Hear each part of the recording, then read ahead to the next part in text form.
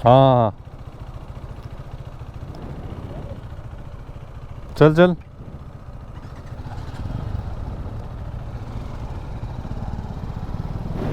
तो गाइज अब है हमारे पास TVS की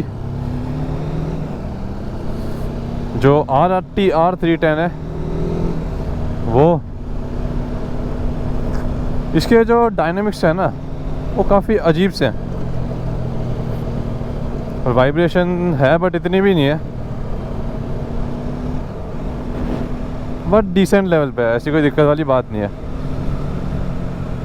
देखो अब इसका थोड़ा सा कंपेयर करें, क्योंकि मैं ड्यूक 390 चलाता हूँ, इसमें उतनी तो वाइब्रेशन अभी तक तो नहीं आई है, बट स्टिल ओवरऑल देखा जाए तो बाइक इज़ वेरी स्मूथ। बड़ा लोग कहते हैं इसके अंदर इतनी वाइब्रेशन है।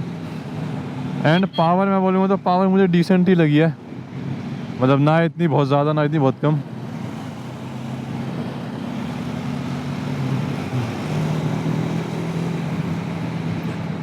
ओवरऑल देखा जाए तो बाइक सही है, मतलब ड्यूक के कंपैरिजन में जो कंफर्ट है ना वो मुझे इसमें उतना नहीं लग रहा।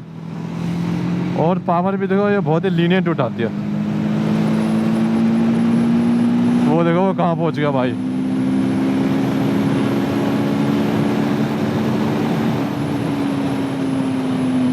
ये आराम से उठाती है, वो तो डरा देती है, मतलब उसमें और इसमें बहुत फ़र्क है, क्योंकि यार रेट का भी फ़र्क है, सेगमेंट का भी फ़र्क है, तो चीज़ तो है, तो वो बात तो रहेगी हमेशा ही। बट सिर्फ ओवरऑल मैं बोलूँ तो वैल्यू के हिसाब से बहुत बढ़िया है, क्योंकि जिस प्राइस पॉइंट में ये आपको मिल जाती है, इतनी पावर भी मैं बोलूँगा इनफ है। ड्यूक मैं बोलूँगा एकदम से मत लो, अगर आपने 200-250 चला रखी है तो लो, बट अगर आप एक फर्स्ट बाइक लेना चाह रहे हो तो आप ये ट्राई कर सकते हो मेरे हिसाब से। हालांकि स्टेबिलिटी है बढ़िया है, बट लिटरली बताऊं तो थोड़े से अगर आपको पावर फन चाहिए तो थोड़े से ज़्यादा पैसे डाल के ड्यूक पे ही जाओ।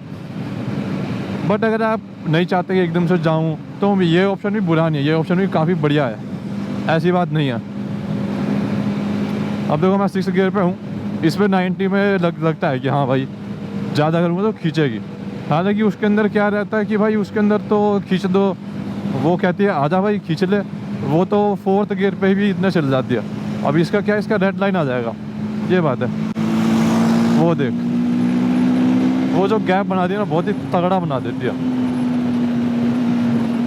अब वो 6th गियर पे भी अगर आप उसका थ्रोटल ऐसे घुमाओगे तो आपको पीछे जर्क देखने को मिलता है कि हाँ भाई, मतलब 6th गियर पे भी चाहे 100 की स्पीड हो तो पावर में आपको लैग नहीं मिलेगा। इसके अंदर वो चीज़ रहती है। तो इसके अगर टॉप स्पीड की बात कर लूँ तो ये भी मोटा मोटी उतनी जाती है 166। अब देखो ऐसी रोड है इसलिए मैं ज़्यादा तो नहीं भगाऊँगा, बट स्टिल ओवरऑल की बात कर लिया है तो जो डायनेमिक्स है वो मैं कहूँगा बढ़िया है। बाइक स्टेबल है, लोग कहते हैं कि स्टेबिलिटी की दिक्कत है, तो नहीं स्टेबल है, बट हाँ मैं ऐसा भी नहीं कि हाथ छोड़ सकता हूँ एकदम ही 100 पे।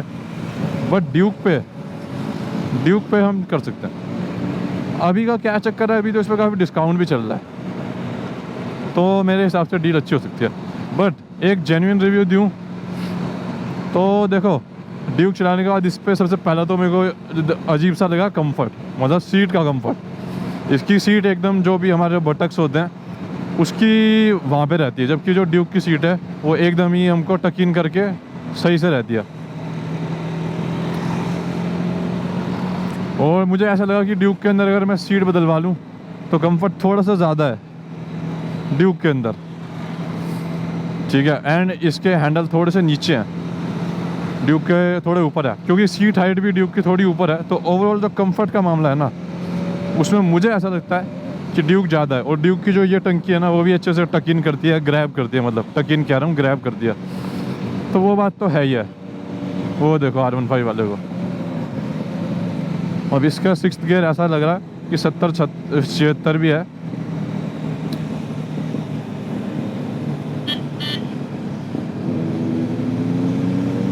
वो देखो भाई,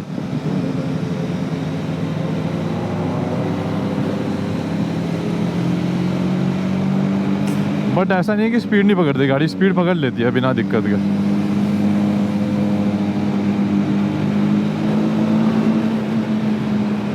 बट इसमें लगता है कि हाँ यार गाड़ी ना स्पीड पकड़ रही है, उसके अंदर पता, उसके अंदर लगता नहीं कि गाड़ी 100 पे चल रही है।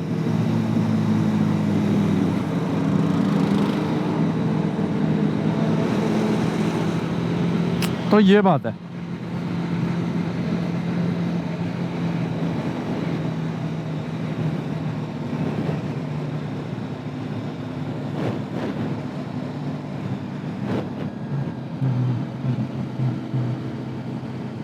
तो अपने बंदे कहाँ रह गए?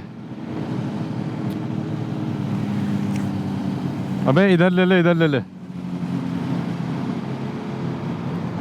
हालांकि लुक्स वुक्स की मैं बात करूँ तो इसका थोड़ा सा मॉडर्निस्टिक लगता है। एंड इसका जो पीछे का ब्रेक है ना, वो भी मुझे लगता है ड्यूक से थोड़ा ज़्यादा बेटर बाइट दे रहा है। ड्यूक का पीछे का ब्रेक कम बाइट देता है, वो तो डिपेंड करता है। बट ऑन एंड ऑल जितना अभी तक का हमारा एक्सपीरियंस है वो यही है कि इसके ब्रेक में थोड़ा तो है, मतलब फ़र्क है इसके पीछे वाले में। आगे वाला तो भाई ड्यूक का ही any day anyhow, so far so better है। यहाँ से देखता हूँ, सही है, भागती बढ़िया है, भागती इससे तेज है ना? कंफर्ट कंफर्ट भी सही है, कंफर्ट भी इसका भी सही है। हाँ वैसे तो सही है।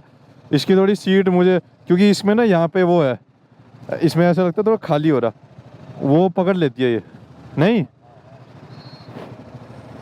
इसका ये ज़्यादा सही लग रहा है, मतलब थोड़ा लंबा आगे आगे खिंचा खिंचा सा मॉडर्न लग रही है। लेकिन ये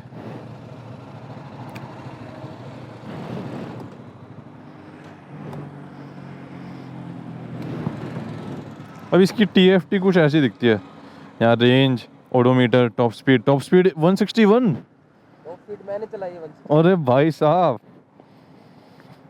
fuel, super moto, ABS of, ABS on off भी हो जाता है क्या इसका? सुपर मोटो में पीछे वाला ABS ऑफ हो जाता है। हाँ तभी मुझे लगा पीछे का थोड़ा बाइट आ रही है बढ़िया। इसमें काफी सारे मोड हैं। Ride mode, urban, rain, sport, track,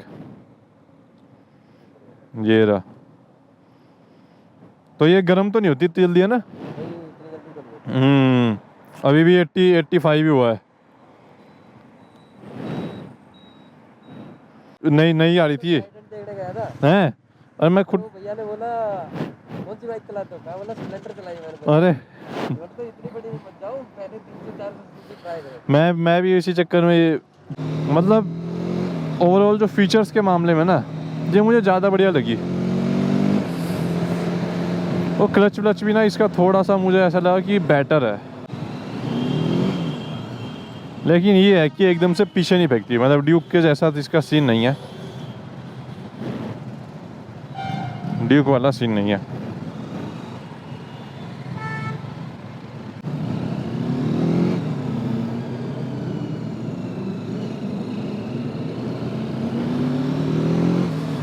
भाई साहब आ तो टाइम लग गया। ये देखो पूरी पे भी बड़े आराम से पकड़ती है ये।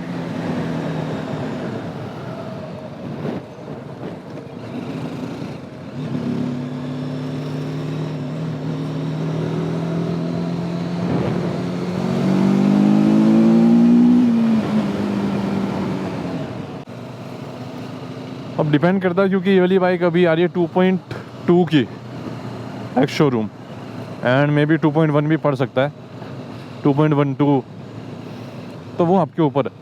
तो लाख रुपए हैं? नहीं सीधा है अभी तो, सीधा। बट ये है कि इस बाइक पे रिएक्शन थोड़े ज़्यादा मिलते हैं।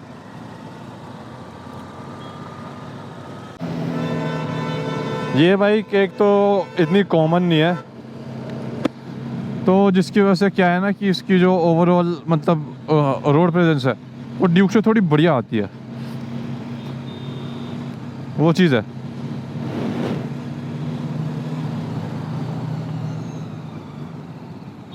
एंड इसका सुपर मोटो मोड अब मुझे समझ आया कि क्या है, पीछे वाला तो ABS लग नहीं रहा, इसलिए वो बढ़िया लग रहा था।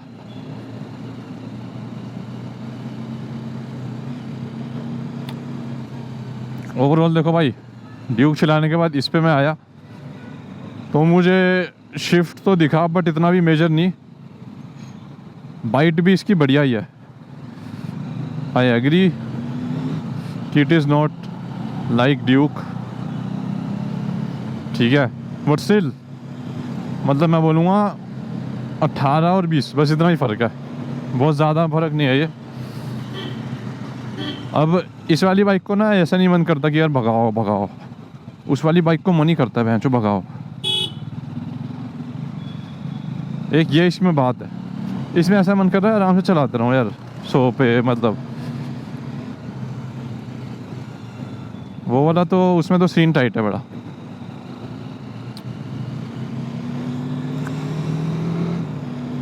अब ये जैसे मतलब इस पे ऐसा लग रहा है कि 4th गियर पे 54, 58 अब गियर डाल दो, उसमें 4th गियर पे जब तक 60, 70 नहीं पहुंच जाती तब तक कोई इतना वो नहीं है।